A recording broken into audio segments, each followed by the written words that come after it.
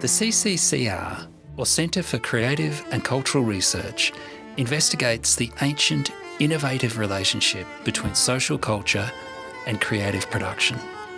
Based in the Faculty of Arts and Design at the University of Canberra, we generate scholarship and artwork in a wide array of humanities, social science, applied and creative disciplines.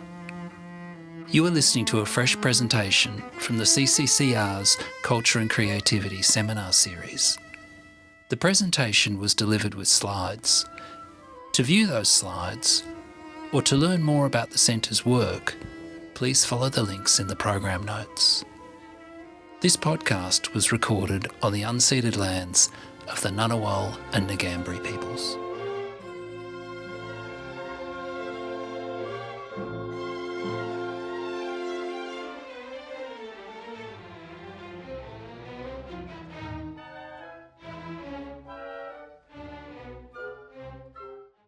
Hi everybody, my name's Paul McGee. I'm the Director of the Centre for Creative and Cultural Research here at the University of Canberra. I want to start by acknowledging that we are on the unceded land of the Ngunnawal people. I pay my respects to all elders, past and present, and to all First Nations people here today. Today, I have the pleasure of introducing Emeritus Professor Tracy Ireland. So Tracy is Emeritus Professor of Cultural Heritage here at the University of Canberra. An archaeologist and a heritage practitioner, she's known for her research on heritage ethics, significance, and social value. That work has influenced practice and public policy in Australia and abroad. Tracy leads the Australian Research Council funded projects Heritage of the Air, Everyday Heritage, and Nuclear Nation. She's the immediate past president of Australia ICOMOS, editor of Historic Environment, honorary fellow in the Department of Archaeology, University of York in the UK, and a fellow of the Society of Antiquaries, London, as well as being a much treasured colleague last year, you can see. So please join me in welcoming her. Thank you very much, Paul, for that lovely introduction. And it's lovely to be back at UC talking about this project. Very pleased to acknowledge Ngunnawal country, pay my respects to elders past and present, and to all Aboriginal and Torres Strait Islander people here today. So you'll have to excuse me, I've got a bit of I've had a virus, so I'm a bit croaky. But as I said, it's my pleasure today to talk about an exciting project that I've been involved with since 2022, which is based out of the University of Évora in Portugal, called the Holy Bodies Project.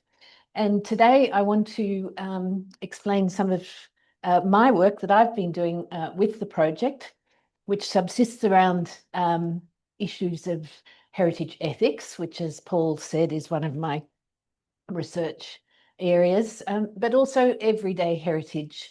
And I'll try and draw some links between this wonderful world of Christian symbology and practice in Portugal, and some of the research that we do here at the University of Canberra.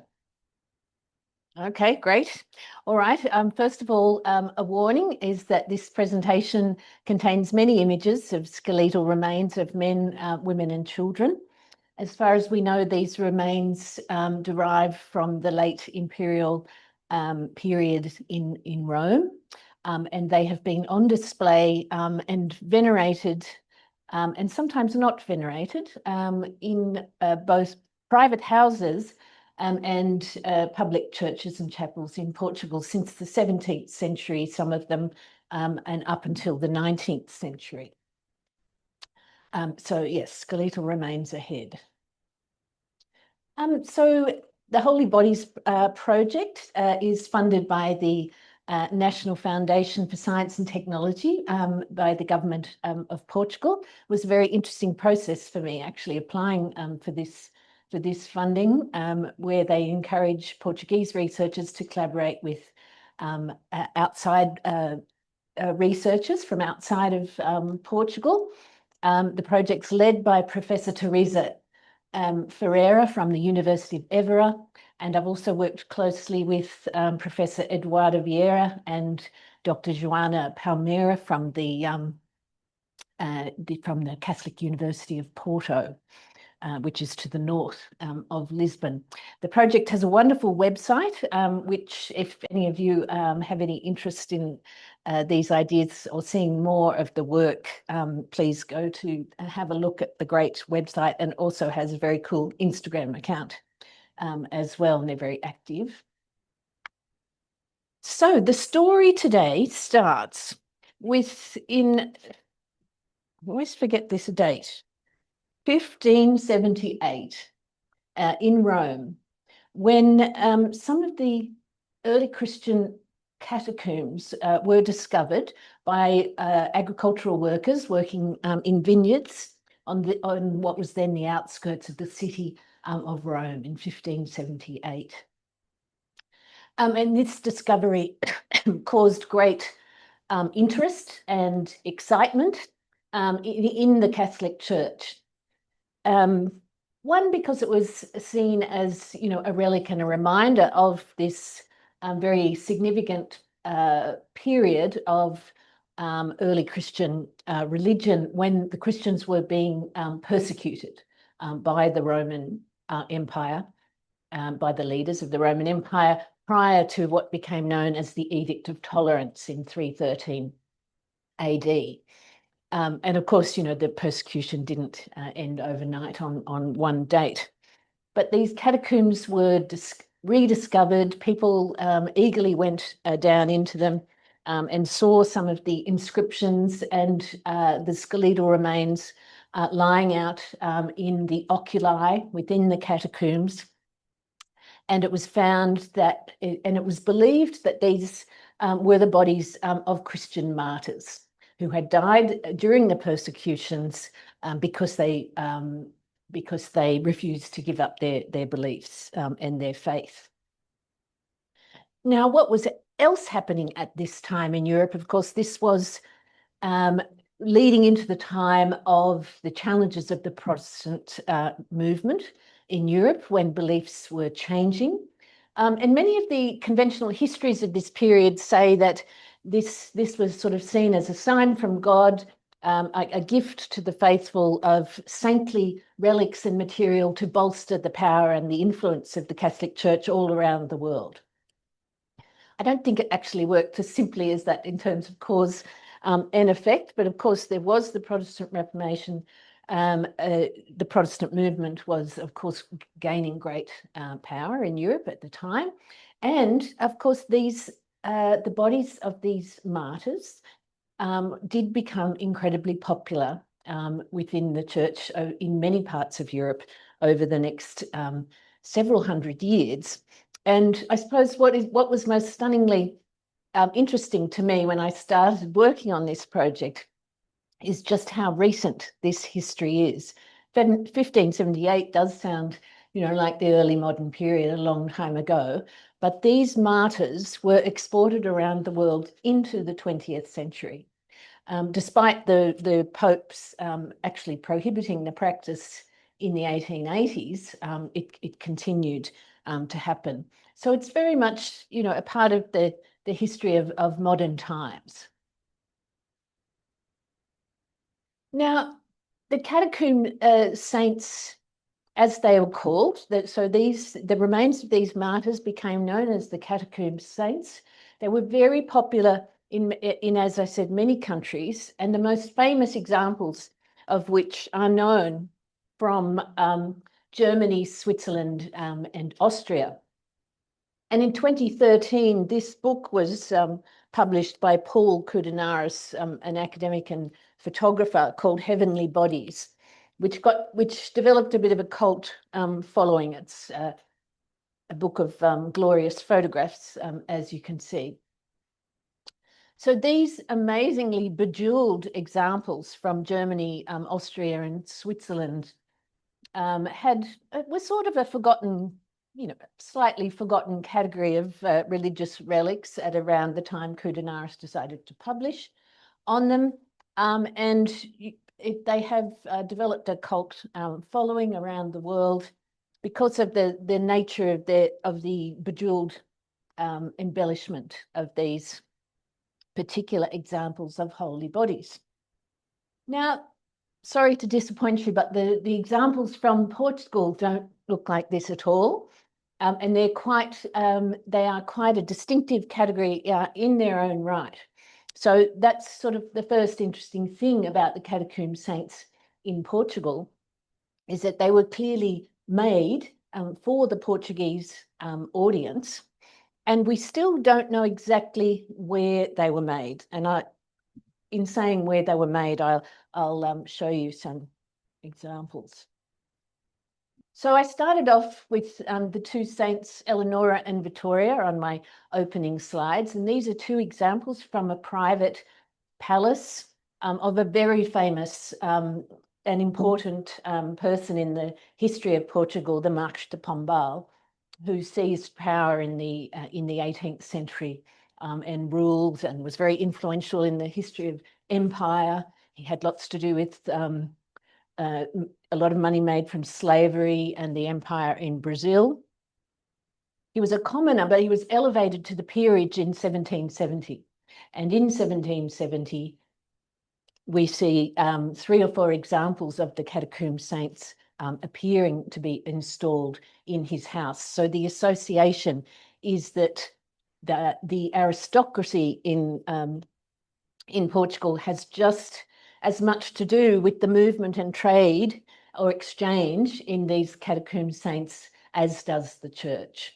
And so that was another slightly surprising thing that I learned, is that it's not just a religious movement. It had to do with all manner of political power and belief in Portugal at the time. Now, Joana Palmeira, who did her PhD on this topic 2017-2018, has started to catalogue the entire collection of known examples of catacomb saints in Portugal, and she's been able to establish a kind of a stylistic progression from the earliest examples arriving in Portugal 1702, where what you see is an articulated skeleton dressed in fine garments, often evoking a Roman costume of a Roman centurion, and with a skull very lightly veiled by a silk gauze, so that you can clearly see the skull behind the veil. And then as the centuries progress, the masks on the faces become heavier and heavier. The silk gauze becomes many layers, and glue is added to it to evoke a face. And then there are wax masks and timber masks, like this one. This is just the project mission statement of the project. I might skip through that, but I think the main point is that this is a multidisciplinary, interdisciplinary project: historical research, ethics, religious historians, and some pretty hardcore science as well. Heritage science is a big field in Europe, and pardon me, many of the researchers are what they would call heritage scientists. Here's just a 1-minute video of the project, just to put you in the place of these amazing Baroque and Rococo churches and chapels in Portugal. And you can see some of the imaging and observational techniques that are being applied to the holy bodies. Some of them are intact in their churches where they have always been, in their kind of glass sarcophagi. Others have been taken away from public view. Clothes are falling off. And some have been broken up and damaged, particularly during the Napoleonic Wars. And it's the ones that have been damaged that have been most available for some of the scientific testing of bones materials. That's Joanna, who's now the postdoc on the project. And here is one of the examples from the Marc de Pombal's palace. And another, as I said, I think there's been 62 examples recorded to date, and 30 of them have had 3D digital images created of them as as another way to observe these complex assemblage objects and to think about them and present them to audiences in different ways. So here's the location of the 62 known examples that are found.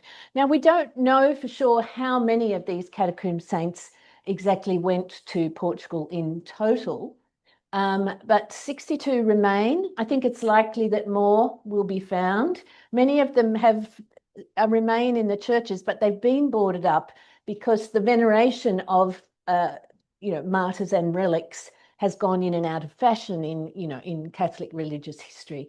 And also some of the practices associated with the veneration of the martyrs has caused some concern in like local parishes, and I'll give you some examples of that. I suppose what the most interesting aspect here is that there's no known examples to survive in the south.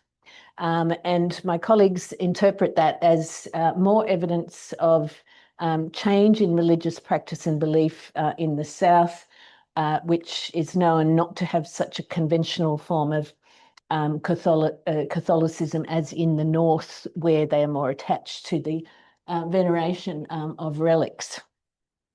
So the first example to ever come to Portugal from the catacombs in Rome was in 1702, so 100 years after that first discovery of the catacombs, and it's found in the Convento de Cadais in Lisbon, which is a beautiful Baroque convent right in the centre of Lisbon, which you can visit. It's not a working convent anymore. And it was associated with an order of nuns. And in fact, this is Peregrine Martyr, St. Peregrine Martyr, and he has apparently always been, since 1702, in the special nuns' chapel, which is a cloistered chapel away from the eyes of the public when the nuns were living there. And so he was like a special gift, I suppose, to this order of nuns for their own special veneration. And, this veneration, even though the nuns have moved off-site, this veneration very much continues to this day. You can see that his mask, his gauze mask, has been repaired a few times, and he's continuously been looked after by his loving community.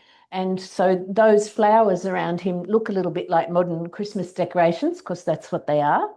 And so, bits have been added, but his dress is, Baroque fabric. And so it's a wonderful mixture of 300 or 400 years of material culture that has accumulated around him in this space. And treated with great regard. And it's quite well known that he was the first catacomb saint to arrive in Portugal. That's just another picture of Peregrine. This example, which I'll come back to in a moment, is St. Victory Martyr in a chapel in Porto. And you can see the gauze mask becoming heavier in that example. And here, Fulgencio from Lisbon, and you can see the mask getting heavier in this later period, as this is probably a wax example. So here what you're looking at is the articulated skeleton that's dressed in these garments, knitted metal thread socks and gloves over the hands, and shoes and stockings, a plaque, and usually a vessel, which is supposed to contain the martyr's blood. And they're almost always in this position of supporting their head in a sort of a reclining position. Some of them are in slightly different positions. And what's so important about the embellishments and the way the martyrs are presented, of course, the catacomb saints, the technical term for this type of relic is a simulacra. And you know, it's quite interesting that it is like the more postmodern use of that term. It's about creating a new kind of reality from a past reality. And what's important, why I put this photo in, is that what's important about the simulacra is that they must show the bones beneath the skin.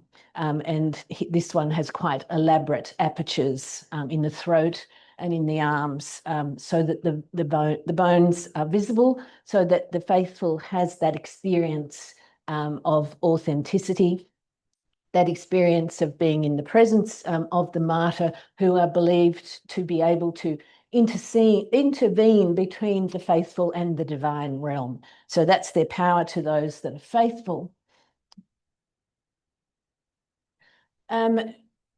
The catalogue from a few years ago, I just put this into just to remind of the turbulent time of Portuguese history that these items have lived through.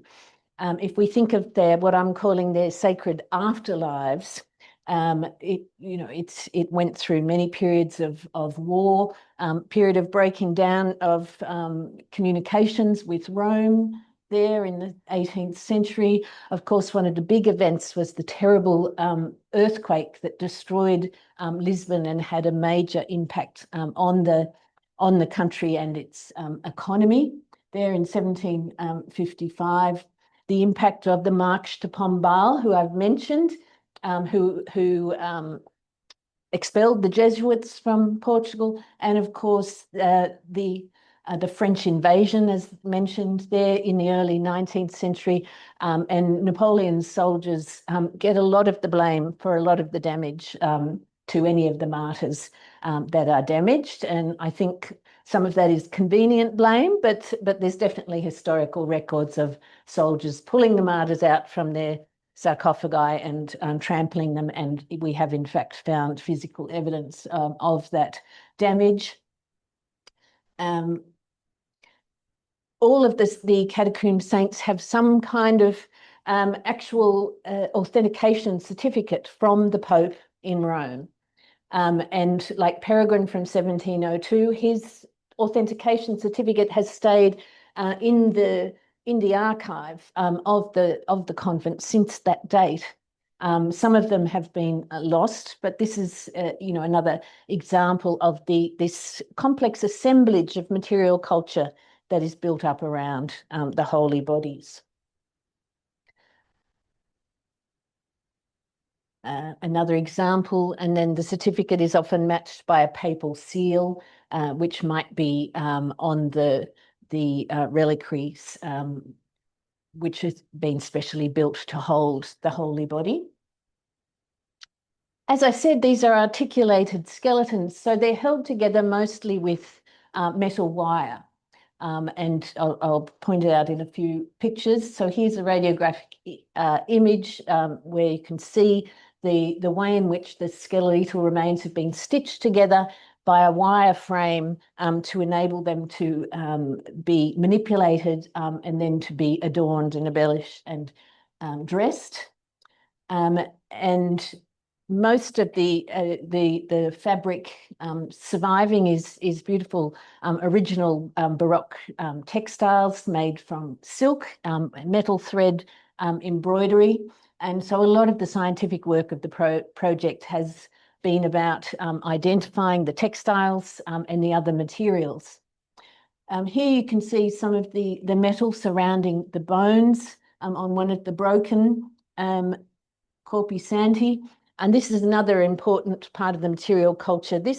What you're looking at here is the representation of a palm leaf held in a palm frond, which those of you who have a Christian education would know has a special meaning in Christian beliefs and did in fact become a sign of martyrdom.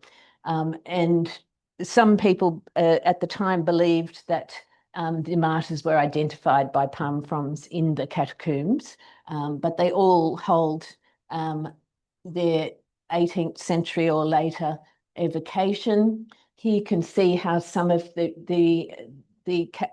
catacomb saints that have stayed in situ for 300 and 400 years, accumulating dust and change, and some insect activity is noted. All of the saints have some kind of everlasting wreath around their head. Some of them are made of silk, some of them are made of some cellulose material and wax. And this image is a good example of showing you how the body is built up with the wire cage. And this one looks like the chicken wire that I have for my chicken coop at home, but this is 18th century chicken wire, and also a great example of the Roman sandals over the metal thread knitted socks that most of them wear and over their hands.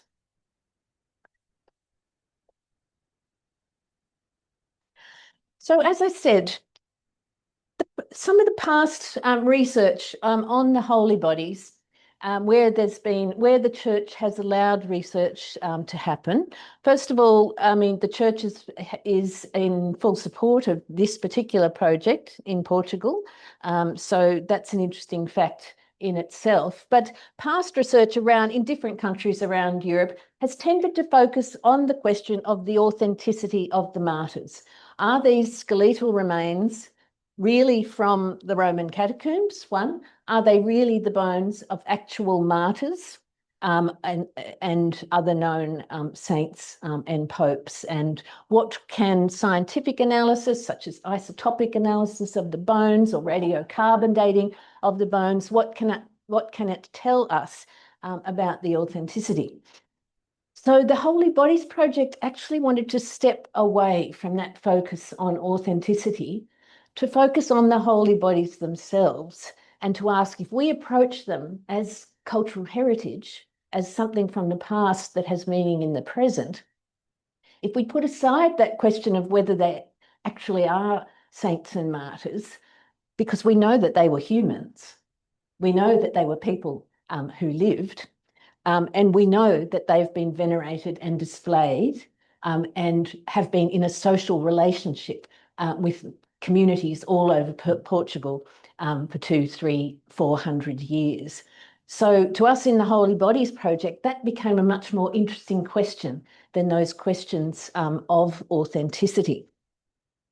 And so we just accept that these are people who had lived lives, and that we can perhaps flesh out our understanding of what their human experience was, irrespective of whether they were Christian martyrs or not.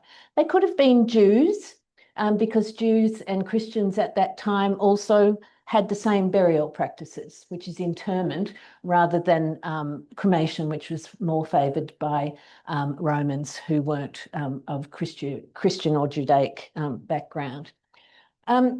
Now, these examples where these were kind of relics that had suffered some damage, and so their bones were available to be tested in different ways.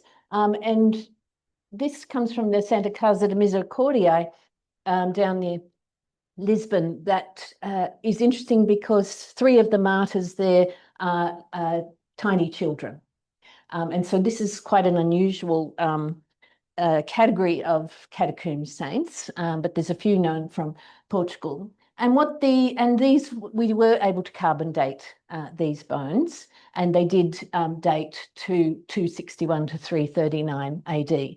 So that puts them in the period that church records believe that they originated from. Although it looks like a lot of the bodies are slightly after the Edict of Tolerance of 313, but certainly the interments in the catacombs were occurring at this time. So So it's possible and likely that these actually come from the catacombs in Rome. But what's interesting about this example of primogenitor, as he is named, is that this is made up of the bones of two different children to create one holy body. And so whether that's a case of mixing up of bones happening in the interment in the oculus in Rome, or whether it's an artifact of work in the atelier or the workshop that was creating these adorned holy bodies for the rich and powerful aristocrats, nunneries, or churches that were paying for this work to be done. We don't know. But what we do know from the analysis is that there's evidence of quite different standards of workmanship, if you like. Some of them have absolutely impeccable anatomical articulation. So they've been put together by somebody who's very practiced or even has some medical knowledge. Others are much more sort of slapdash, put together and not as well articulated. Just run through some more examples from the different periods. Congregados is really one of the central cathedrals in Portugal that is now looked after. Interestingly for me, it's looked after by a lay brotherhood. So one of the interesting things about the Catholic Church in Portugal, because of these periods of disruption and rupture between, the expelling of the Jesuits and other things like that, is that a lot of these items have been looked after by community groups who have passed on the custodianship, in this case from father to son. It's a male order who looks after. So they have three very important examples in the Congregados Cathedral in Porto, with very distinctive material culture. And so these are some of the examples that have been 3D scanned and reproduced in that way. Another example from Congregados. And here is Ana Curto, one of the bioarchaeologists working on the projects, just using a camera probe to go inside the holy body, who remains on display, who remains venerated and available to the public to examine what we can know about these examples. So, as I said, I was brought on to the project to think and talk about the ethical issues. And I've already alluded to what I think is perhaps the key ethical issue in this project, is that it has decided to focus in a holistic way on these, what I would call agentic objects which have in an anthropological sense, this unruly and unpredictable power to continue to cause webs of relationships to be built around them. So they're powerful objects in that term. And so there was never any question of us as a team as approaching these objects as scientific specimens. There was never any question of, even though scientific rigor is of the utmost importance to the team and my colleagues, this idea of scientific neutrality is tempered by the desire to respect the humans whose lives are represented here, to respect the constituents who believe in the religious and I shouldn't call it a magical power, but you know what I mean, a sort of a supernatural power, more than human power of these objects, and to approach them in a holistic way to see that can tell us not just about the holy bodies, but about the world that the holy bodies have created around them and been a part of for all those hundreds of years. So I developed an approach for the holy bodies, for the team, which I'm calling relational biographies. And that, of course, derives, some of you may have heard of the term object biographies, which I suppose has come into material culture studies sort of from, a genealogy of Latour's active network theory and this idea of, enmeshed webs of relationships of human and more than human contexts.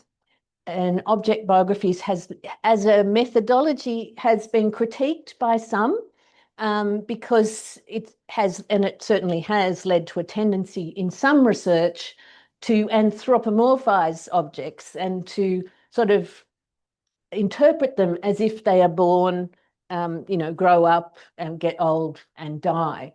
And that's not such a useful framework. I certainly agree with those critiques. But I sort of wanted to temper that idea of biographies because of its focus on the social relationships over time. I still think it is a powerful and useful idea, as long as it's not interpreted in a purely linear context, and as long as it's interpreted in a more relational approach. Also from the literature, there's a lot of work on osteobiographies, and this is work that's coming out of the science, osteoarchaeology and other fields, where it's definitely coming from a move away from a lot of the osteoarchaeological work or bioarchaeological work tends to take a population-wide approach and to rely on not qualitative analysis, but population-wide studies. Statistical analysis can be very dry. People are very cautious about how their interpretations are rendered. So there's been a bit of a pushback from focuses from that kind of an approach to an approach that wants to humanize and give a story to the human remains. And I just include this quote from Sarah Tarlow, an archaeologist who's involved in these debates. And I think she makes the very important point that, there's a lot of criticism of object biographies and osteobiographies, in that the stories that are developed may not be true, and that the people who they're being made about may not recognize it as their own stories.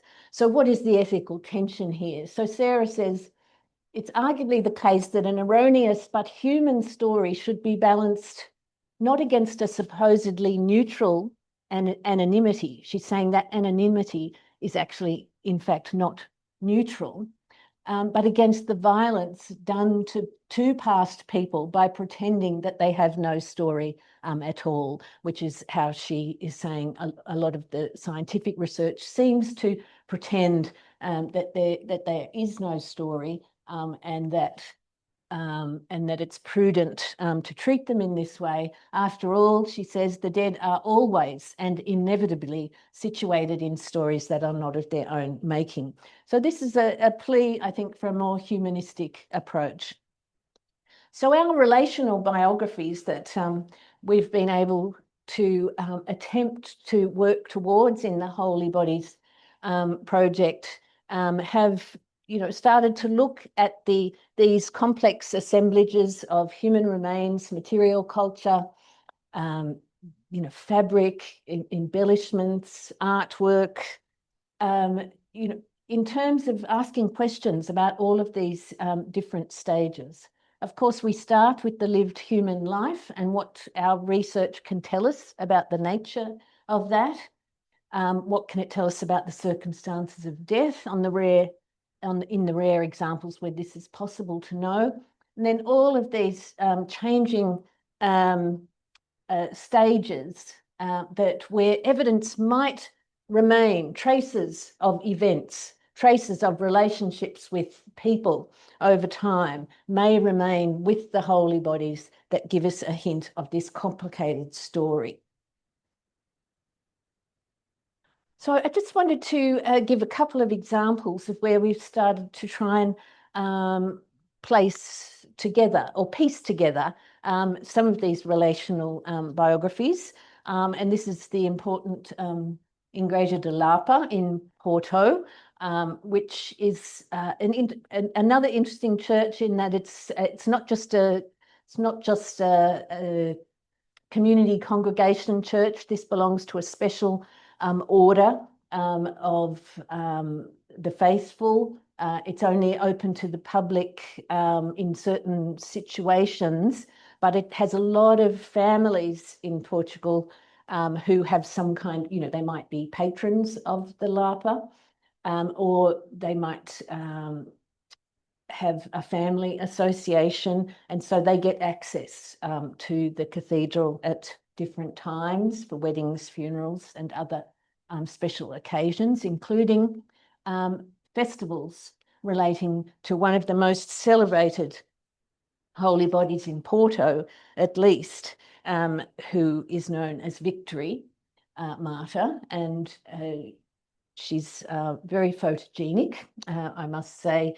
She's been has had some conservation work done on her over her life, but it's been very light touch conservation. But it means that her drapery shines rather than is dusty, and her gloves twinkle in the light.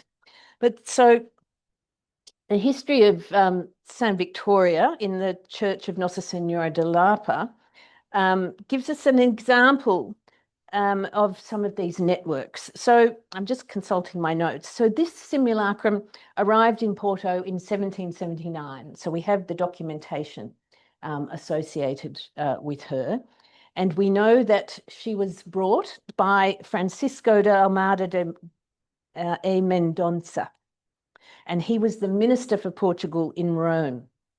So a very important person, and he had obviously access to the funds to commission one of the ateliers, which may have been in Italy or in Sicily, we believe, but we're not sure, to commission this beautiful example of a holy body. And it actually came back to Portugal and was installed not here in Lapa, but in his private home. And it lived there for many decades and became a very special part of the spiritual life of Almeida e Mendonça's daughter, who was called Maria Engrecia. So it's now believed that in a way, the identity of Maria Engrecia and Saint Victoria have become merged. So she commemorates Maria Engrecia just as much as the martyr. She has all of her proper accoutrements still existing.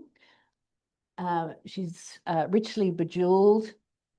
And one factor that's seen as very significant by the community of faithful who continue to venerate Victory is the wedding ring on her finger, which is believed to be Maria Engrecia's wedding ring, which was, upon her death as quite a young woman, was transferred to the holy body. So this gives you something of, the relational biography of this particular holy body at that time, a couple of 100 years ago. It's in a domestic setting. She's part of family practices and family relationships. She's a symbol of a marriage, and she's the symbol of the life and the piety of Maria Engrecia. But upon her death on the 14th of June, 1811, her husband decided to donate or endow the Nossa Senhora de Lapa Cathedral in Porto with this important relic as a tribute to Maria Engrecia and her life, and also as a way to share the lived experience of how important to the piety of their family this holy body had been, and to share that with the broader community. And in fact, there is still to this day a festival of St. Victoria in Porto. As I said, she's very well known. So here her relational biography takes us from a private to a public setting. And we see that this generates new social connections, new devotional practices, and relationships that go way beyond its original context. And so thus, this very emotive and effective holy body as a work of art, it becomes, an active agent, I think, in the production of devotion, memory, and community identity. And had it remained in the domestic environment, we might expect that it would have had a different relational biography and trajectory. And she is one of the examples that's been 3D scanned, and that's just part of the process there. Here's another example from one of the main cathedrals in Porto of St. Vincent, who the custodians of the church in this case had to unshutter him so that we could have a look at him, because they prefer to keep him closed away from public view over the last 10 or 15 years. And so quite recently, and the reason is that St. Vincent became very popular with young women in Porto, and they would come and leave their underpants on the shrine, because this is a common practice in Portugal, not to leave your underpants in churches, but to leave a devotional offering, asking for the saint to intercede with the divine realm for something that you really want. Or something that you really need, often to do with health or fertility. But in this case, this was having more of a romantic. And so St. Vincent, who looks a bit like Adrian Brophy, is seen as a handsome Roman centurion, and just the type of boyfriend that, the man, what was this Olivia Dean's calling? The man I need, yes. And another example of these relational networks. This is in a private house up in the hills above the Douro Valley. And the Douro Valley is a very important World Heritage listed landscape in Portugal. Of course, it's where port wine is grown and comes from, and there's many rich and wealthy houses in the region. And here we are standing in front of still remains a private house from the 16th century. You can see the little sign saying the Chapel of the Martyrs. So this is a private chapel, but it's often opened to this tiny village called Paredes de Beira, with only a couple of, probably less than 100 people living in it. But these holy bodies have been there since the 18th century. And, this is not a very good photo, but you can see the body vaguely there. So they have stayed in their positions for the entire time.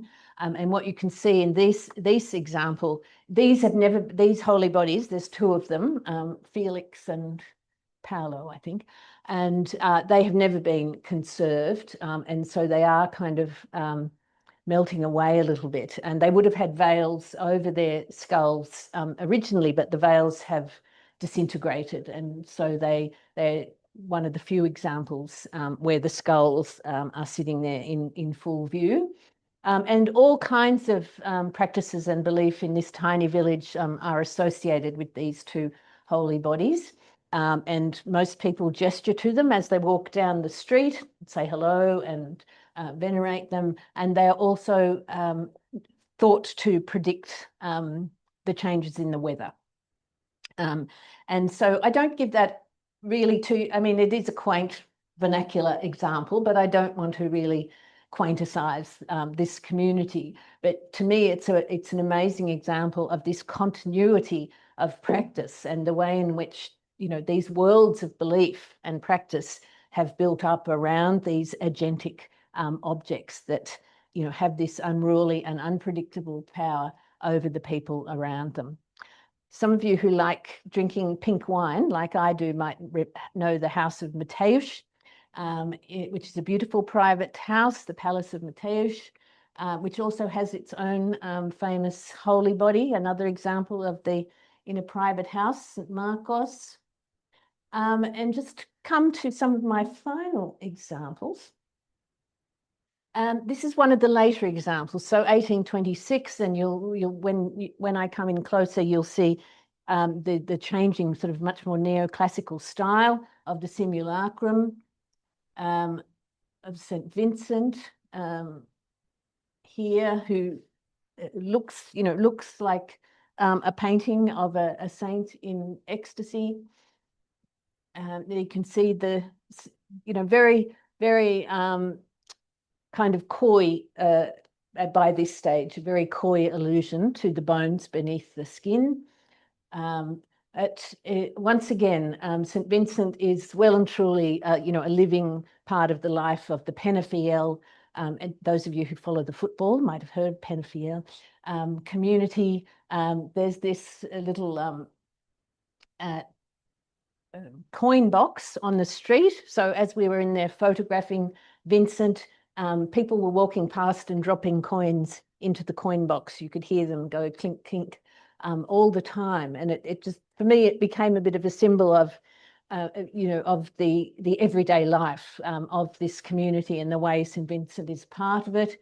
The photographs there are next to the holy body where people have asked for Vincent to intercede for the health and happiness of their family members. And this, back into the 19th century, is an example of the recording of a miracle performed by St. Vincent and recorded in a little painting, and there in the entryway to the church are a few of these. And so that money box dates to 1959. So, you know, it's very recent history, and I picked up that pamphlet, you know, from the church, which was interesting to me because it calls St. Vincent an incorruptible body, which just shows the way the understanding of what these holy bodies are kind of morphs and change, you know, the unruliness of these ideas that take on meanings of their own. So I'm just going to finish with the point of, you know, to bring this up to the present. And as I said, you know, the practice of veneration of martyrs is not in particularly good odour in the Catholic Church right now. So it's not encouraged. But this kind of, you know, the life of the miraculous in Portugal is still very it's still very much part of everyday culture. I'm sure many of you have heard of the miracle of Fatima from 1917, when the Virgin appeared to 3 shepherd children. Those children went on to live until, you know, quite recently, the 1970s and the 1980s. One of them became a nun.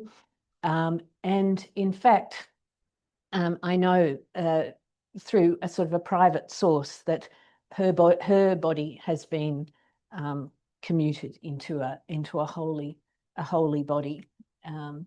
And Fatima, if any of you have been there, is, you know, the centre of multi-million-dollar religious tourism.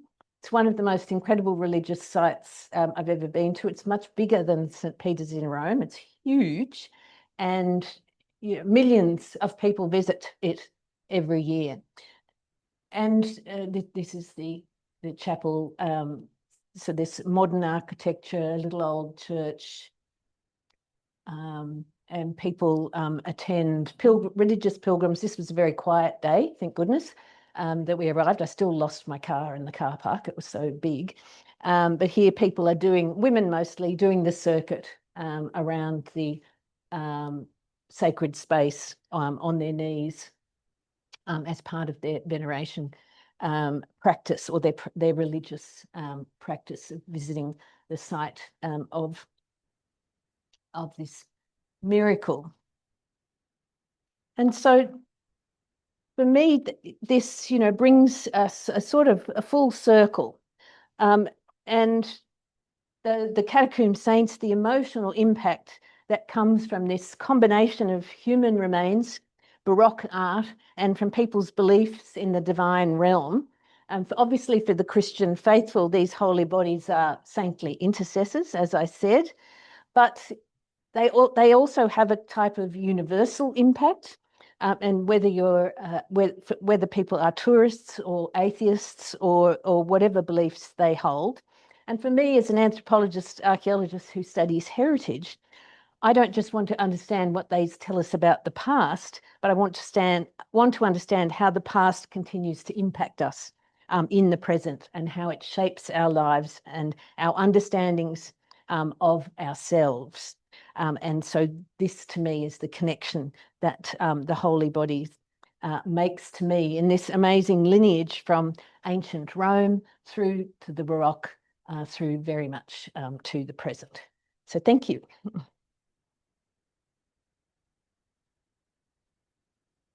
Okay, thanks so much, Tracy. Alison's got a question or comment. Hi, Tracy. Thank you. That was awesome. Having been to Portugal myself a few years ago at Fatima, one of the things that struck me about those three children, they didn't all live, actually. It was only the nun that lived into an adulthood, and particularly one of the younger girl, because of the fame that she got through that process. She became very ill, but I think because of that, she was actually transported to Lisbon for the best care they could give at that time, which meant that she died alone without any of her family. And it just stayed with me. Anyway, the question I would like to ask is, what do we know about, you talked about the ateliers, and what do we know about those workshop settings? How did they get the bones, if they were getting the bones from Rome? Was that do we know whether they sent over a request for a body or what? Yes, it's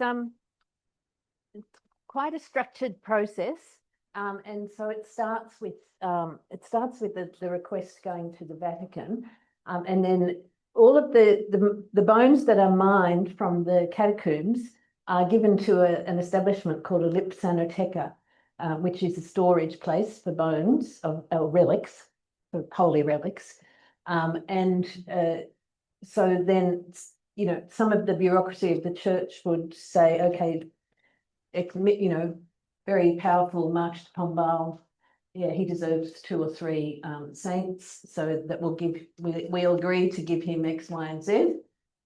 And then they are released from the lipsanoteca, and then probably the purchaser, who's not purchasing the bones, but only purchasing the kit out.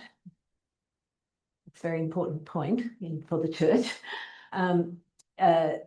Probably pays for one of these ateliers. So, as I said, we know that there were some in Sicily. In the German examples, there are some very famous examples of nunneries where the nuns were known to be the artisans responsible. And of course, still to this day in the Catholic Church, there are orders of nuns in Italy that still process relics. So it's an ongoing activity. But interestingly for Portugal, there seems to be a lot of questions. I have seen some writings where they suggest that they know which atelier it went to. They're often in Sicily. I don't know. But my team are a bit more cautious and are looking for more evidence around that. And they believe that it wasn't just nuns, but there would have been lay artisans, possibly doctors, or people with some kind of medical training involved as well. Hi, Tracy. Thank you. That was fascinating. I'm really interested in the aesthetics of these, not surprisingly, of these things. And I note that these saints and martyrs are represented, they're represented in a very gentle way, like in repose. And I'm showing my ignorance of Catholic saints here, but, you know, very often in artistic representations, we find out the gruesome details of a martyrdom, for instance. So I'm just wondering if there was a specific reason to take this aesthetic for this group of artefacts. Yes, well, I'm not an expert in the Baroque, but you know, I think it definitely is a Baroque kind of aesthetic that, you know, one gets the impact of with the martyrs.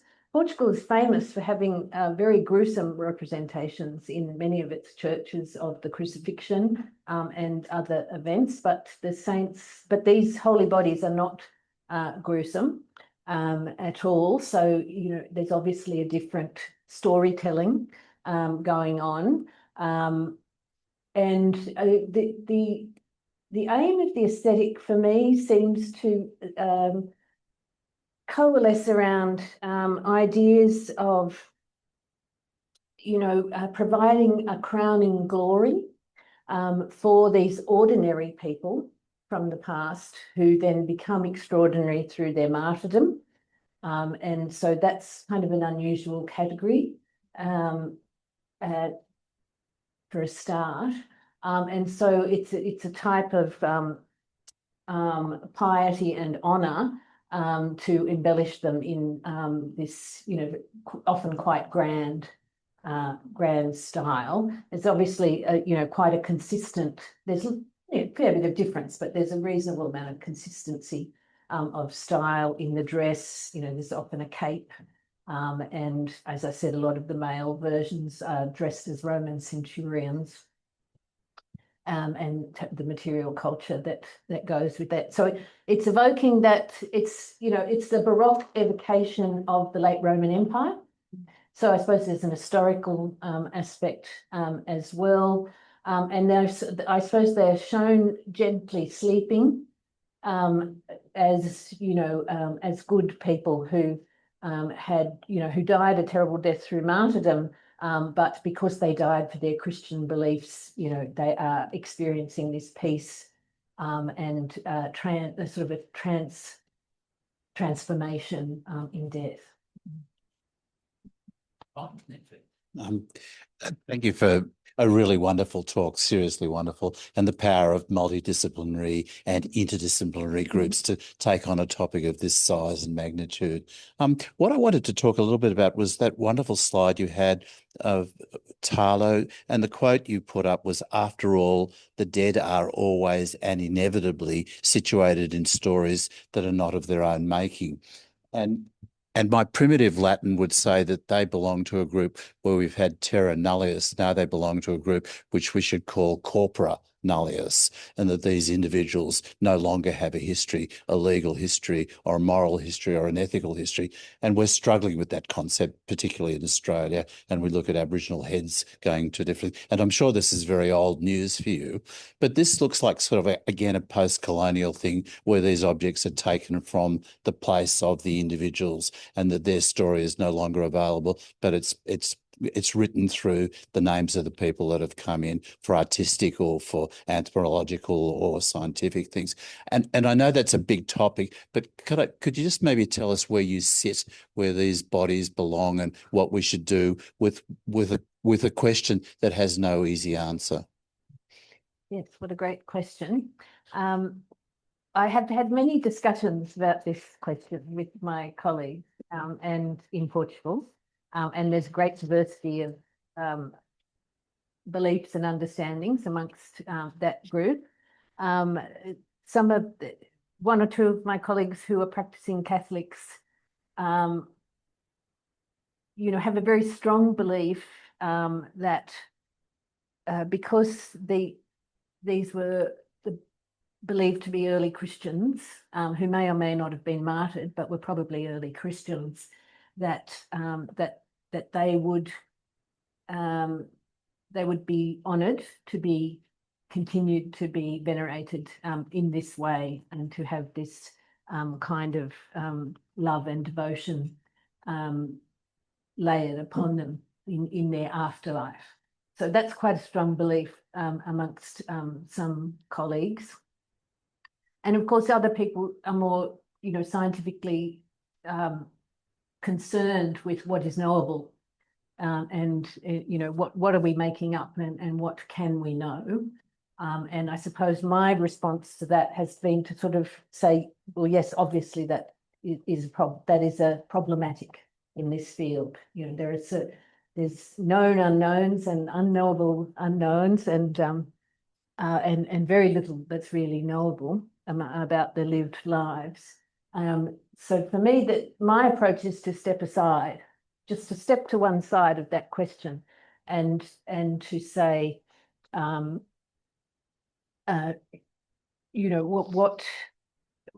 what can we say about we know that they had long afterlives, and that whether or not it might have been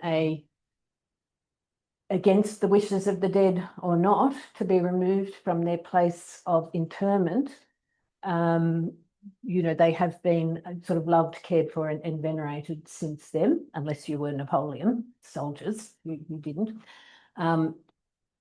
So I suppose I'm focused on the complexity of it. There is, even for each of the holy bodies, there's a different answer for each of those questions.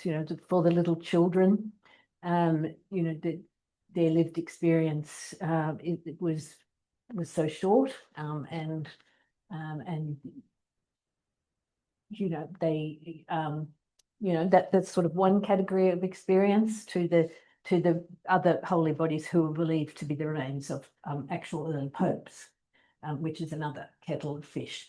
So for me, it's about focusing on the complexity and of trying to do the complexity justice by saying that these things are not simple, and that it does us, really it does us no good to just treat this as a specimen and to say, because so much is unknowable, we shouldn't say anything. We shouldn't do anything.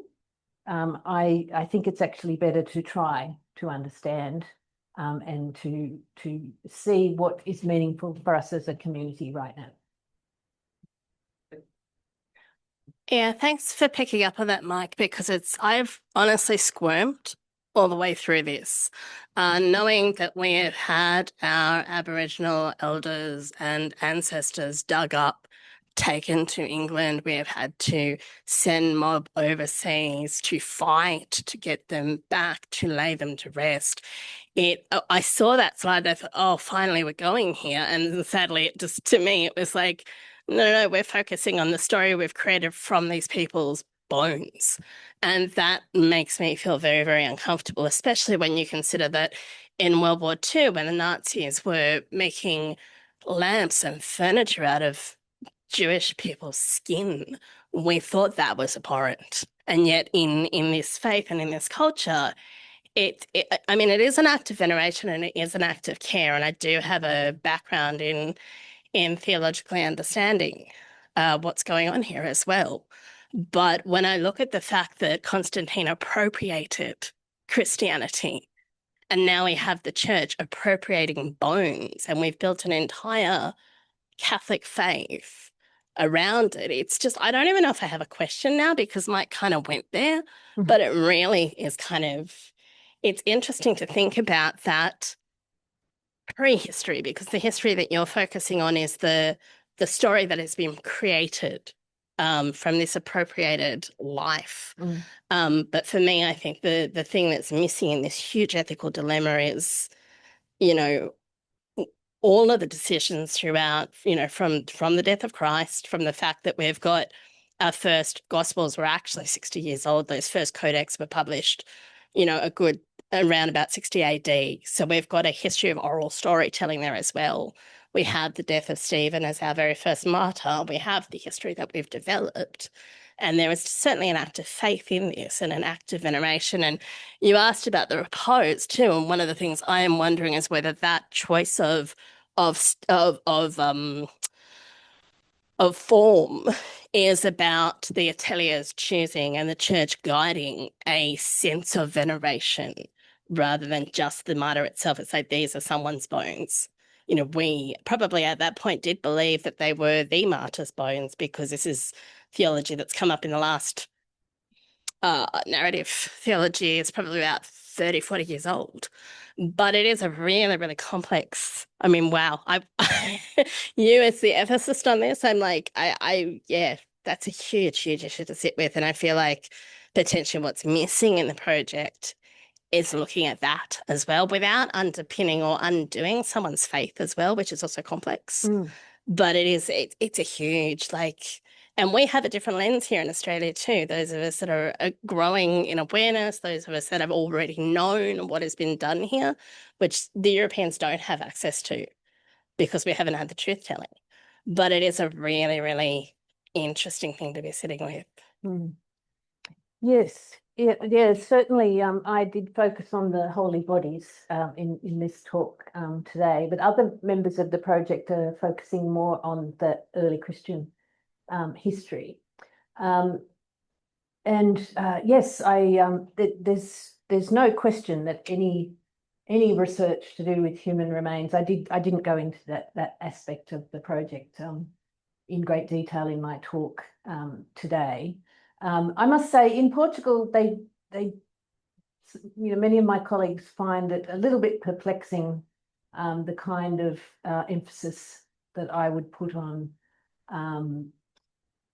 examining some of those questions that you raised, because there's just such strong cultural tradition of not finding human remains macabre or threatening or colonially charged, in the way that, obviously the history of the colonized and settler world, you can't move aside from that context. But of course, Portugal has a colonial history, and many of the holy bodies went to Brazil as part of the exercise of power of the Portuguese Empire. And I presume a lot of the money that commissioned them came from slavery as well, because a lot of the money in Portugal came from slavery. So it's sort of an onion of an issue to me. It's just layer upon layer of ethical questions to work through, and I mean, for me, I suppose it's important not to be frozen by those tensions, and to be, a bit brave and to try to unpack some of the complexity, and not to make things all the same, and to focus on context. But I certainly agree with all of the points that you made. It's certainly, there is no way sidestepping the ethical questions around the rights and beliefs of the dead, and whether or not they're impacted by the appropriation of their mortal remains, and what the beliefs were at the time of their lives. And yes, it's just, I totally agree, it's just as important to put as much research focus on that part of the story, and some of the Portuguese colleagues are much more expert on that part of the history than I am. So thank you for raising them. Okay. And if you can make it relatively brief, Rocco. Well, it's already been mainly answered, because I was about to ask about what actually happened with the ones that went on to particularly Brazil and other colonies, but more so, is that an issue of importance to this research project, or the Portuguese? Are they interested in what happened? Do they have links with the ones that went on to Brazil and other colonies? Or for that matter, do they have links with the vast preponderance of these bodies that went to Germany, which is where the religious wars were occurring? So politically, it made more sense for them to go there. Or is it just a Portuguese singular focus? Yeah, thanks for that. It's certainly, the project's full name is, an atlas of the holy bodies of Portugal. So it does have that national context. And, Portugal is an interesting nation historically. you know, in that way. So that is the metes and bounds that's put around the research. But they have, within the terms of the research design, they are going backwards and forwards to Rome. So working with Italian colleagues to try and flesh out, you know, more about that political, religious and artistic relationship, and you know, and becoming more and more aware of it's not just Germany and Switzerland and Austria, but all across Eastern Europe, there are well-known examples. So this is a very widespread practice in, you know, the Catholic majority countries. And as far as I know, the most, as I said, they went to Quebec right up until the 20th century. And if any of you have been to Catholic Quebec, you will know that it's not unusual. You know, all the churches have relics of various kinds. In Quebec, it's a big part of the culture. I only know that they're quite widespread across South America, so not just in Portuguese-speaking Brazil, but in the Spanish-speaking countries as well. I don't think a lot has been published on them, so I think there's some interesting questions there. And I did, as I was putting together my talk today, I did write down a little note and say, oh, maybe holy bodies too, we should go to Brazil. Just online, Sam Ferrara has highly recommended Paul Koudenaris's books, Heavenly Bodies, Memento Mori, and Empire of Death. Yeah, and Sam suggested that if anyone would like access, they drop into the library and can chat with her about getting access to them. We are going to bring proceedings to a close here, but anyone who would like to join us for a cuppa who's in the room, please stay behind and we'll head to the cafe and have a hot drink. Tracy's going to join us.